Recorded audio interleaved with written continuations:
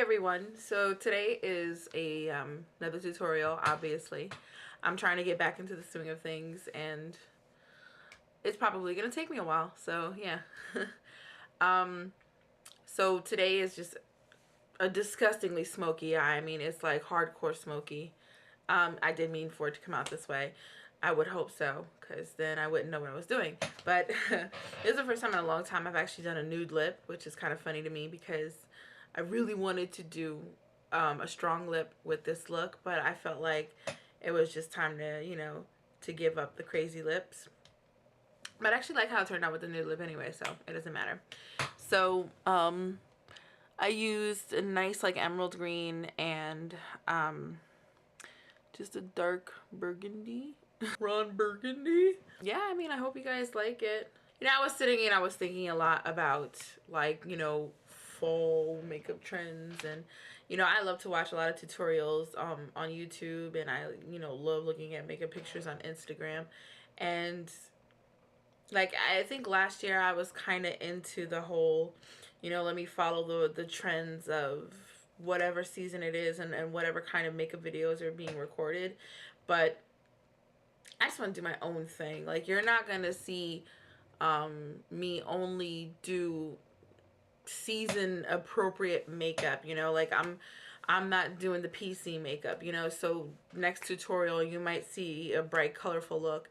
And some people, they just kind of fall into the whole idea of conformity, and makeup is art, and art is not supposed to be boxed. Art is supposed to be an expression of oneself. And if people are always sticking to, well, it's summer, so now I can do bright light looks, and then if it's fall, then I can do the smoky, dark looks and the dark lip, and then they only stick to that kind of strategy for their makeup, then they don't truly understand or grasp the idea that makeup truly is art, because it really is. So yeah, I guess that's my little spiel that I totally digressed into. Sorry about that, guys. So anyway, if you like this look and you want to see how I achieve it, then stay tuned for the tutorial. So you always want to start out with a base. Here I'm using soft ochre paint pot, and I prefer bases like these because it's really sticky, and since I'm working with a pigment, it'll grab it really well. And then I'm going to start out with a buffer color. First I'm going to take soft brown, and I'm going to blend this all through my crease and a little bit in my outer V, just all over the place. It doesn't really matter if you get it all over the place as long as you don't get it all the way up on your brow bone, because it's going to be covered by a whole bunch of other shadows, of course. So I'm just taking this on a fluffy brush, as you can see here, and I'm just going to keep on blending it until I like the pigmentation and the blend.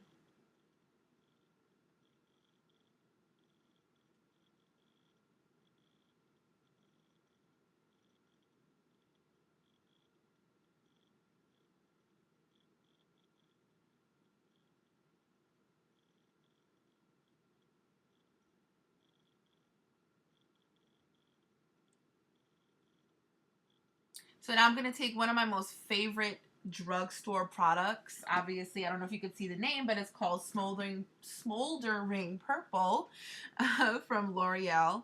This is one of the few drugstore eyeshadows that I will ever buy, and it's obviously because of how pigmented they are. They're not like the best eyeshadow to work with. Some of them aren't, because they get very patchy, but this one in particular doesn't. It's very easy to work with, but I really love them because they're very, very pigmented. So I'm going to take this on a flat shader brush. This is a 242 from MAC, and the reason why I'm using this one is because it's synthetic, and it's going to help me spread it out really well while being able to utilize all of the product on the brush. If you use something like, let's say, a 239 from MAC with this kind of product, then you're going to get a lot of leftover product inside the brush itself because it's such a fluffy goat hair brush. So you really want to use something more like this. And if you don't have this exact brush, you can use like a concealer brush. That's a small version or something like that. So I'm going to take this all the way up to the crease, and I'm going to stop right below the crease. And I'm just going to keep this in a rounded shape because I don't want it to go all over the place. And then I'm going to take Blackberry. This is a really good color to use to blend this particular color up and out because it's in the same color family, but it's much lighter and it's matte. So it's really going to help just kind of mix it up and blend it up really well and blend into the soft brown. So I'm taking this on a 217. And you definitely want to use a brush like this or even smaller. I kind of wish in retrospect I would have used even a smaller blending brush. And the reason why is because, you know, if you don't concentrate the blend really well, then you'll take it too far up. And I took it a little bit too farther up than I would have preferred because of the use of this particular brush. Now you can control it much better even using this brush, but me, I kind of just really want to get the blending over with, so I don't go as slow as I should to prevent it from going up that far. So now you see me taking the 224 and I'm going back with just a little bit of the soft brown to further blend it out, because it's really, really, really important to me to just get a flawless fade into nothing.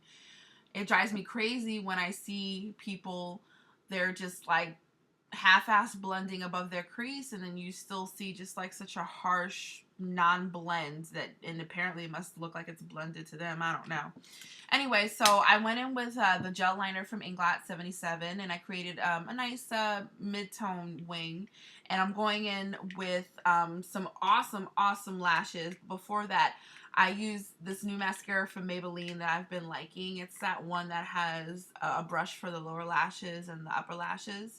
So now I'm kind of doing something a little different. I'm incorporating my face routine, just small bits and pieces of usually what I do when I put on my foundation and stuff like that. Just to maybe switch up my videos and make it a little bit more interesting. So I went in with the Makeup Forever and the Lumi from I don't even remember. Was that Magic Lumi from L'Oreal? Yeah, True Magic Lumi. So the Makeup Forever was too light and the Lumi was sort of my color but not all the way. So I just mixed them so that I can get a nice satin finish. And I'm using my tried and trusty flat top kabuki brush from Sigma, the F80. If you're not using this brush or something similar to putting your foundation on, then you don't know what you're missing.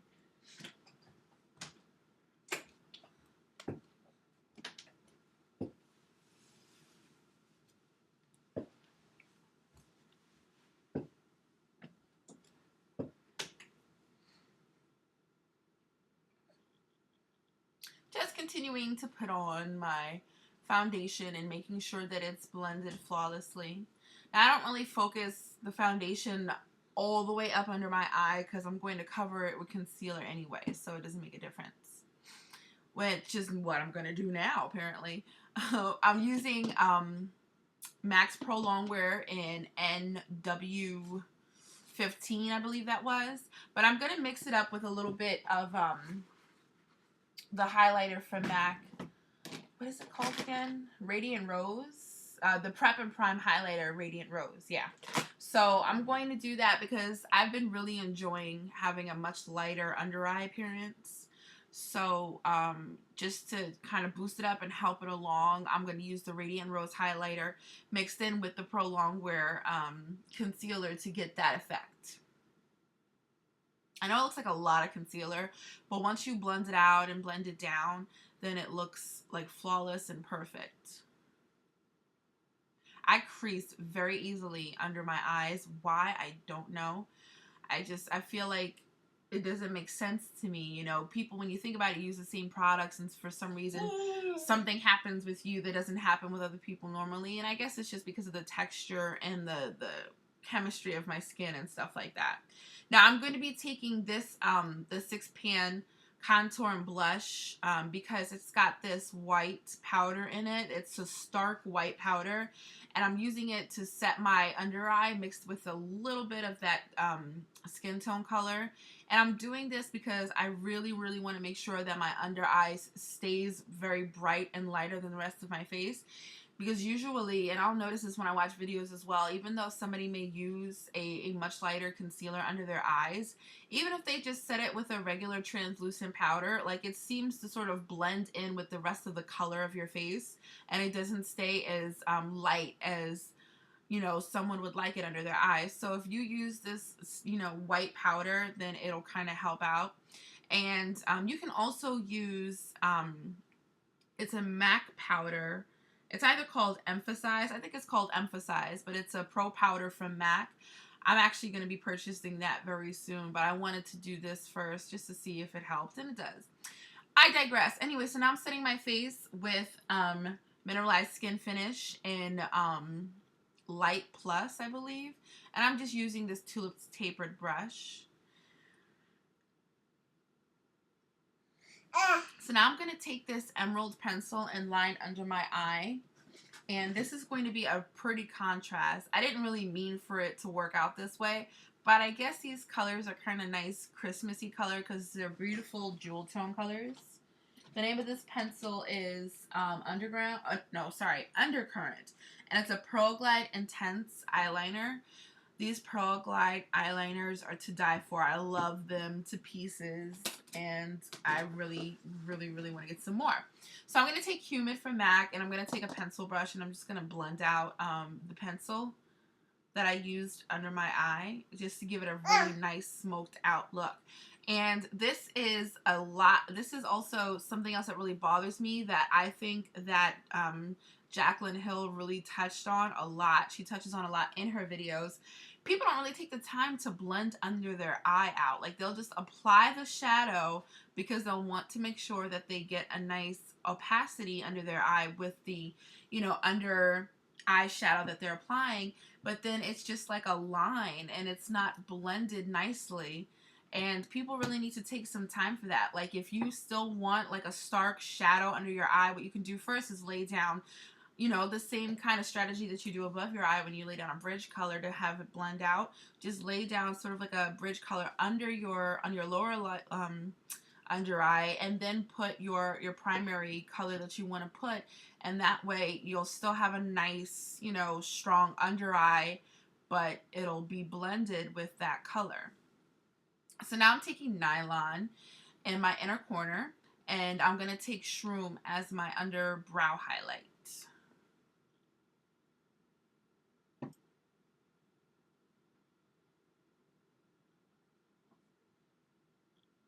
Oh, I wish I would have put a brow gel on because I totes didn't. So now I'm going to take this contour powder from the 6 Blush and Contour palette from Coastal Scents, and this awesome contour brush from Real Techniques. It's a really good brush. You guys really, really need to invest in it. If you find that maybe your contour blends a little too far down and you always wind up taking your foundation brush and, you know, kind of clearing it up. And now I'm going to take Vintage Grape Blush Ombre from MAC, and I'm just going to use that on an e.l.f. blush brush. I really like this color, but it came on too strong, so I had to kind of blend it out a little bit.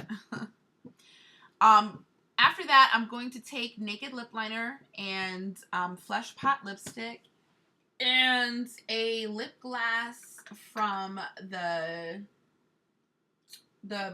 last year's or this year's oh my god, what was it? Temperatures Rising collection. It's called Liquid Passion. And so that pretty much finishes up the look. So I hope you guys enjoyed this tutorial. I'm so sorry that I get, you know, few and far between tutorials, but I'm really going to try to bump it up for you guys and for myself too, because I really enjoy doing tutorials. So I hope you guys enjoy the look. Have a great day. Bye-bye.